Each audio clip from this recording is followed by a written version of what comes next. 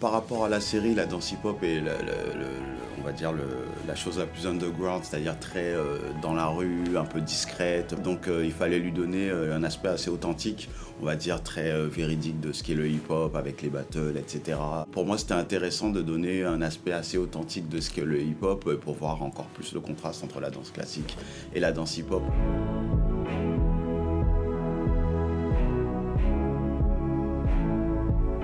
On n'est pas des animaux particuliers, on est vraiment inspiré comme n'importe quel danseur de la vie, des gens, des formes, des physiques, voilà. Donc je trouve intéressant en tout cas de faire cohabiter deux univers qui n'ont pas l'habitude de cohabiter, donc ça ouvre une nouvelle écriture. Pour moi, ça reste quand même de la danse avant tout, et le hip-hop aide justement à s'ouvrir et à faire partager plein d'univers différents dans une seule danse.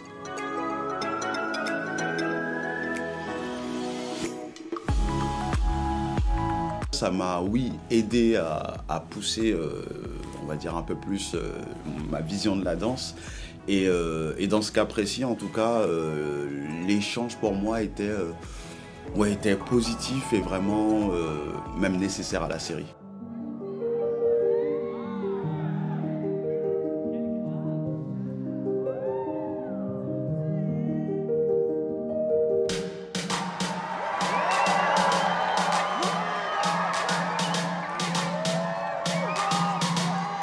Un projet inspire et directement cette inspiration donne une couleur, et cette couleur, c'est le mariage entre le hip-hop et justement la danse classique.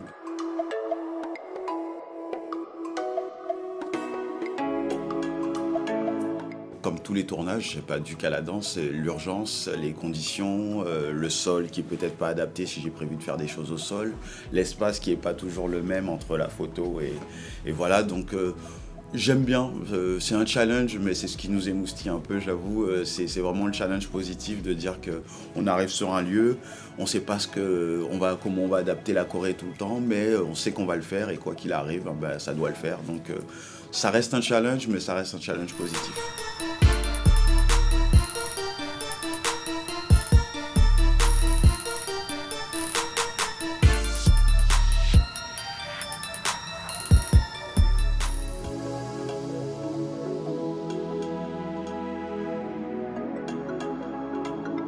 Oh, la finale où je vous laisse la surprise de découvrir quand vous découvrirez la série, mais la finale est très intense, on a des danseurs de grands talents et je pense que voilà, vous allez être surpris.